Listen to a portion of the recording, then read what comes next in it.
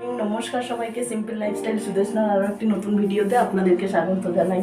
আজকে সকাল সকাল উঠে আমি রান্না করে চলে এসেছি। এই যে বাসন পড়ে রয়েছে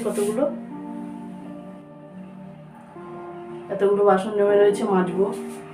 তারপরে এই একটু লেবুর শরবত করছি, এই যে গ্লাসে লেবুর শরবত করছি, শরবত খাবো আজকে।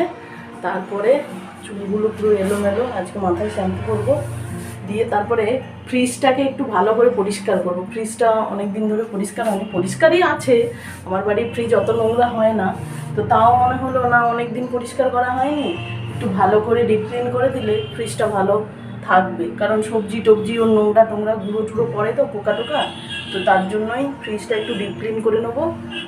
বেকিং সোডা, অল্প একটু ভিনিগার, একটু ভিম লিকুইড মিশিয়ে আমি ফ্রিজটা ডিপ ক্লিন করি। তো কীভাবে আমি ফ্রিজটা ডিপ ক্লিন করি আপনাদের সঙ্গে শেয়ার করবো। আর চলুন এখন আমি শরবতটা খেয়ে নিই। শরবত খেয়ে এই ছোলা ভেজানো আছে, ছোলা দিয়ে ছোলাটাকে একটু জিরে পেঁয়াজ কুচি দিয়ে ভাজবো তেলের মধ্যে, দিয়ে খাবো, মুড়ি খাবো। মুড়ি খেয়ে তারপরে ফ্রিজ পরিষ্কার করবো, তারপরে রান্না বসাবো। একটু আগে আমি ঘুম থেকে উঠলাম, উঠে সোজা রান্নাঘরে এসেছি, একটু শরবত খাবো, কারণ মাইগ্রেনের ব্যথা একটু এখনও অবধি মাথাটা আমার মাইগ্রেনের ব্যথা রয়েছে, তো ভাবলাম একটু শরবত খাই লেবু দিয়ে, যদি একটু কিছু কম হয়, তার জন্য একটু শরবত খেয়ে নিই।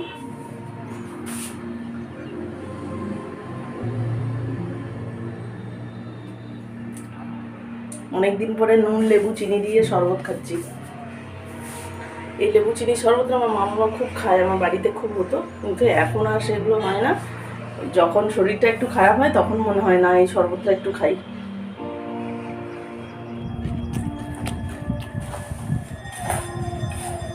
মুড়ি মেখে নিয়েছি, ছোলা জিরে আর লঙ্কা দিয়ে অল্প তেলে ভেজে নিয়েছি, একটু কাঁচা পেঁয়াজ কুচিয়ে দিয়েছি, সরষের তেল, ওইটা দিয়ে মুড়ি খাচ্ছি। মুড়িটা খেতে খেতেই আমি ফ্রিজটা পরিষ্কার করে নেব।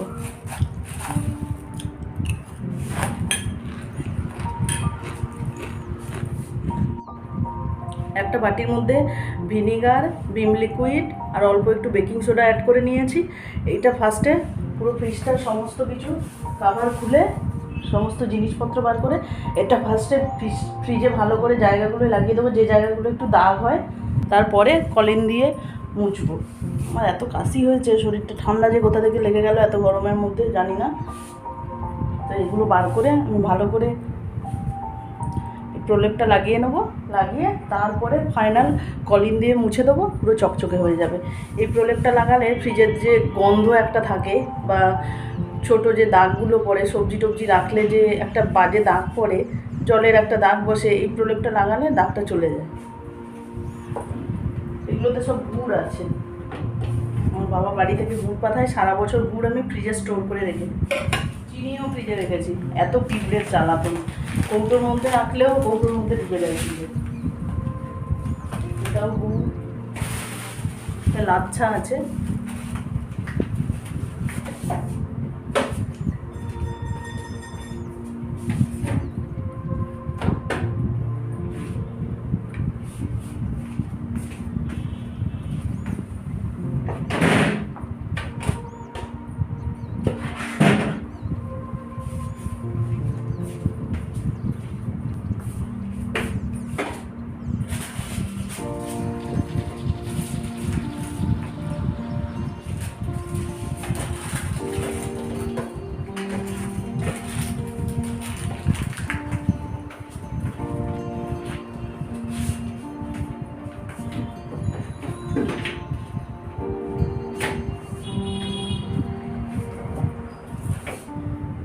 এগুলো ডাইনিং টেবিলের ওপরে যে খাবারের জন্য পাতে, সেইগুলোই আমি এর ওপরে দিয়ে রেখেছি, কারণ ডাইরেক্ট এই ট্রেগুলোতে তরকারি, এঁঠো কাটা, মিষ্টির রস এই ডাইরেক্ট ট্রেগুলোতে লাগে না।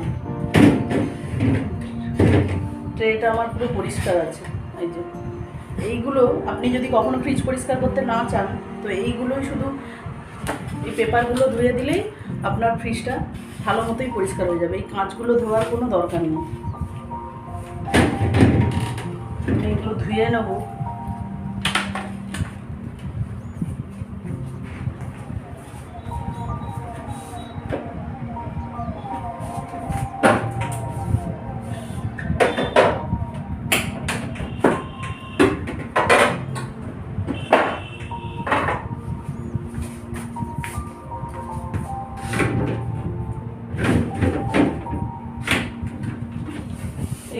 খুলে নিচ্ছি। এই যে এগুলো ভালো করে ধুয়ে নেবো।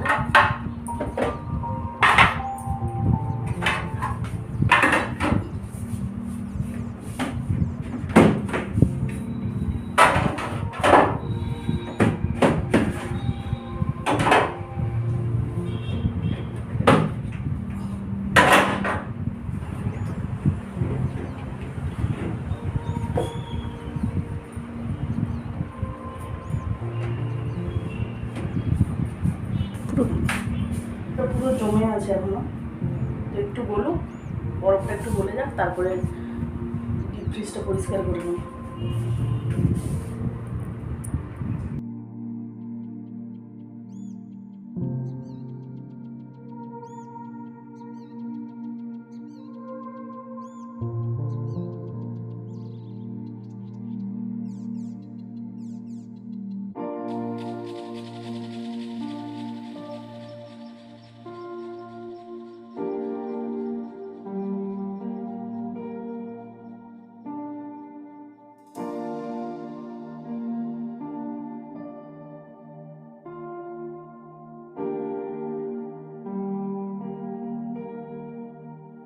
যে ময়লাটা বসে কিছুক্ষণ লাগিয়ে রেখে দেবো, অনেকটা ভালো পরিষ্কার করে।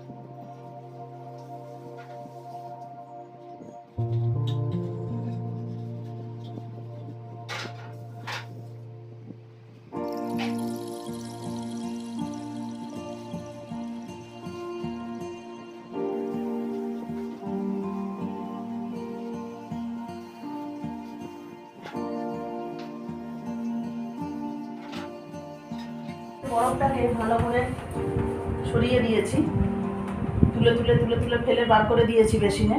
তো এই লিকুইডটা ভালো করে এবার দিয়ে দিচ্ছি, যেহেতু এখানে সবসময় মাছ মাংস র জিনিস থাকে, একটা বাজে স্মেল হয়, খুব একটা বাজে গন্ধ ছাড়ছে। একদিন অনুপম চিংড়ি মাছ নিয়ে এসে প্যাকেট সমস্ত এর মধ্যেই ঢুকিয়ে দিয়েছি, খুব একটা বাজে গন্ধ। ভালো করে পরিষ্কার করে নিই। আমার না কোনো জিনিসে গন্ধ থাকলে ঠিক ভালো লাগে না, বাজে গন্ধ, ঘরের মধ্যে নোংরা, একেবারেই আমার পছন্দের মধ্যে নয়।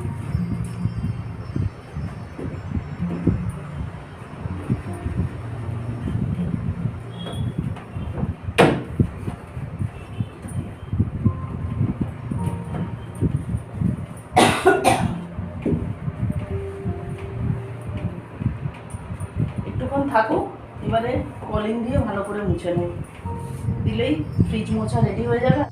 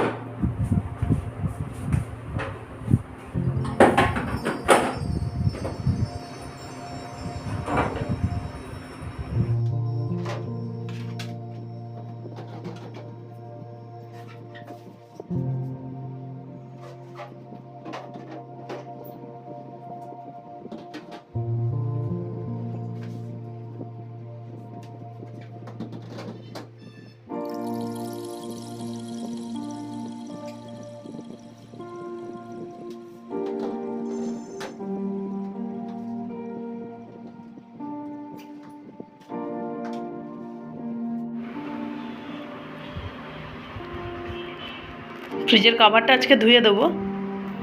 তো এই ফ্রিজ আমার আবার অর্গানাইজ করা হয়ে গেছে, সমস্ত কিছু সাজিয়ে নিয়েছি।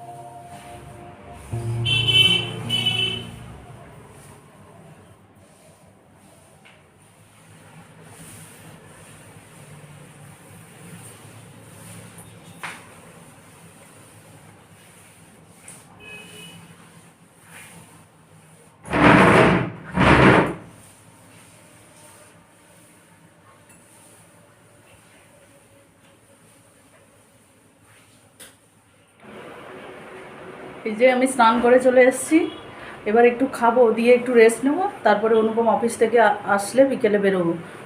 কারণ আজকে একটু স্নান করতে দেরি হয়ে গেল, সমস্ত কিছু পরিষ্কার করে রান্নাবান্না করেছিলাম, সেগুলো বাসন টাসন ধুয়ে একটু স্নান করতে দেরি হয়ে গেল। এবারে খুব খিদে পেয়ে গেছে, খাবো, তারপরে বেরোবো অনুপম আসলে বিকেলে। বিকেলে তো বেরোই আমরা, পুজো টুজো কমপ্লিট হয়ে গেছে। এই যে স্নানের জামা কাপড়গুলো মেলে দিই একটু ব্যালকনিতে, তারপরে খেতে বসবো। বিকেলে দেখা হচ্ছে আপনাদের সঙ্গে।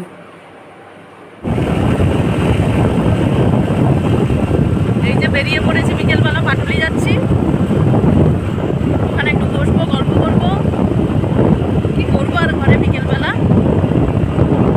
বাড়ি ফিরে দেখা হচ্ছে। আমার কি রোদের দাম, গরম পড়েছে আজকে, আগের দিনের থেকেও বেশি আজকে গরম পড়েছে।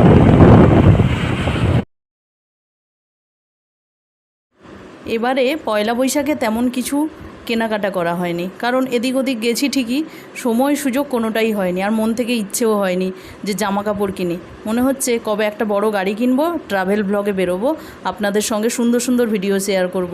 তো সেই ইচ্ছের জন্যই হয়তো এবছর অত জামা কাপড় কেনা হয়নি আমার, ইচ্ছেটাই কমে গেছে, তার জন্য আর কিনিনি। আর এমনি দেখতে এসছি, দেখি দু চারটে জিনিস যদি পছন্দ হয় তবেই কিনবো। নরেন্দ্রপুর বিগ বাজারে এসছি, তো পয়লা বৈশাখে খুব সুন্দর লক্ষ্মী গণেশ দিয়ে সাজিয়েছে, তো খুব ভালো লাগলো। তো ডিসকাউন্টে যদি কিছু পাওয়া যায় তার জন্যই আসা, ডিসকাউন্ট ভালোই চলছে, অনেক ভ্যারাইটি টাইপসের গ্রীষ্মের কুর্তি এসছে, সামার কালেকশান খুব ভালো। তো একটু ঘুরে দেখলাম, তারপরে বাড়ি ফিরলাম।